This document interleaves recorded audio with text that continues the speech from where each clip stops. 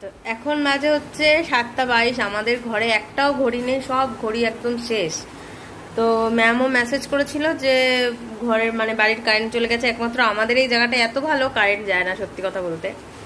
আর এই যে আমার কন্যা এই যে পড়তে বসেছে, ঠিক আছে, শুধু খালি বলা হচ্ছে 9-এ উঠেছে, শুধু বলা হচ্ছে ভালো করে পড়ো ভালো করে পড়ো, কেন মাধ্যমিক দেবে, পরে ট্রেনে উঠবে, এখন থেকে সব সিলেবাস শুরু হয়ে গেছে।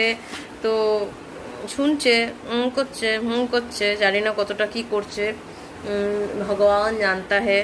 তো এখন থেকে এরকম ছোট ছোট ছোট ছোট ব্লগ দেবো। আর আজকে আমি বানাবো, কি বানাবো বল, মটর দিয়ে আর হচ্ছে